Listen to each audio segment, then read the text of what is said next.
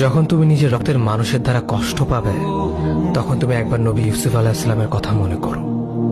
তিনি কিভাবে নিজের ভাইয়ের দ্বারা প্রতারিত হয়েছিল। যখন তোমার বাবা মা না বুঝে তোমার বিরুদ্ধাচরণ করে, তখন নবী ইব্রাহিম আলাইহিস সালামের কথা মনে করো।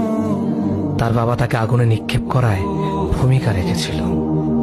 যখন তুমি সমস্যা থেকে পরিত্রাণের জন্য কোনো পথ পাবে না, তখন ইউনুস আলাইহিস সালামের কথা ভেবো। তিনি কতটা সময় তিমি মাছের পেটে আটকা পড়েছিল। যখন তোমার নামে কেউ মিথ্যা অপবাদ ছড়িয়ে দেবে, তখন মা আয়েশা রাদিয়াল্লাহু আনহার কথা মনে করো। তার নামে পুরো শহর জুড়ে কুৎসা রচনা করা হয়েছিল।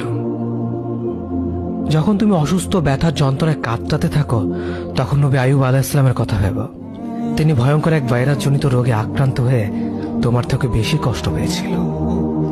যখন তুমি দিনের কোনো বিধান নীতিতে যুক্তি খুঁজে পাও না, তখন নবী নূহ আলাইহিস সালামের কথা ভেবো। তিনি কোনো প্রশ্ন ছাড়াই মরুভূমিতে নৌকা তৈরি করেছিল।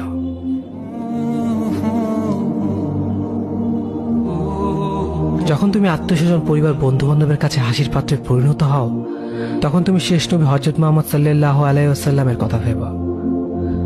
রাসূল সাল্লাল্লাহু আলাইহি ওয়াসাল্লাম বলেছিলেন, সবচেয়ে বড় পরীক্ষা দিয়ে সব থেকে বড় পুরস্কার আসে। যখন আল্লাহ কাউকে ভালোবাসেন, তখন তাকে পরীক্ষা করেন, এবং যে এই পরীক্ষাগুলো মেনে নেয়, সে আল্লাহর সন্তুষ্টি অর্জন করে। আর যে অভিযোগ করে, সে তার ক্রোধের পাত্র হয়।